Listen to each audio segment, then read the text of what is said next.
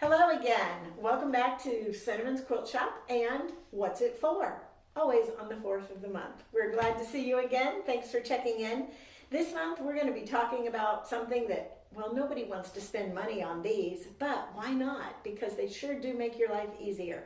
We're going to talk about seam rippers. I've got a bunch of them, and lots of you are going, it's a seam ripper, Janet. Just a seam ripper. What's the deal?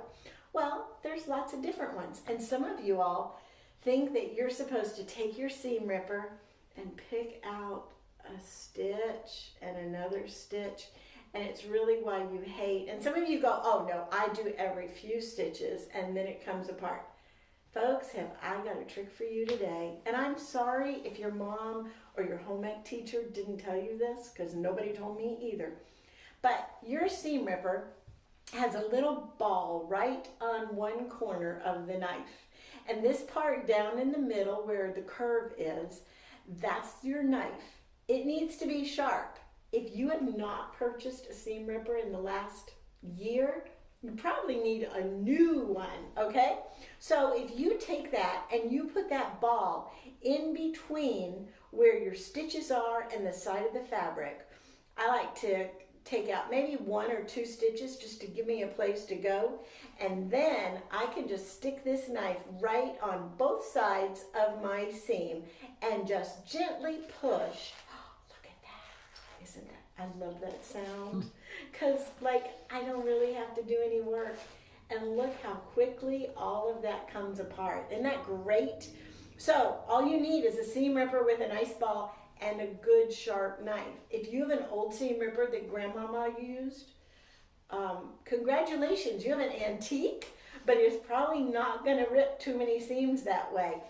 And it'll be very frustrating. So I give you permission today to buy a new seam ripper. But you're going, well, she has so many, what can I choose from?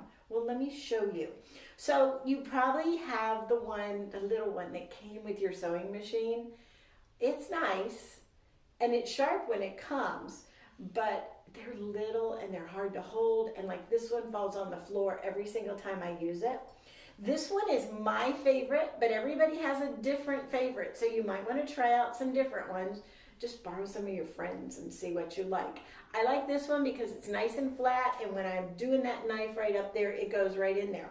Some people don't like lids for their seam rippers, and these guys, they hurt if you poke them into yourself. So this one is a retractable seam ripper. It's pretty cool, and it just retracts right back into the little gadget here. And the other side is an awl, and you push it forward the other way and you get just an awl. I'm not real sure why you need an awl for sewing, but I'm sure there are people out there who know. You can comment below. But this one's pretty cool because there's no lids to lose, and it's kind of nice that way. Then you also have, for those of you like me who have seeing difficulties because we are advancing in age, this seam ripper has a little magnifier and a light to it. We don't have any of these in stock right now, but we do have the lighted seam ripper, and it just has a light right on the end of it, and it shines right onto your work. So that's a really nice feature that you might want. And then the Gypsy seam ripper here is a nice, for those of you who need something to hold on to when you're seam ripping, this is a nice wide base that holds it. Plus the lid, you don't want to lose this one, because the lid will take up your excess little seam jobbies once you get it out, and it'll move those right off your fabric and out of your way. So that's kind of nice.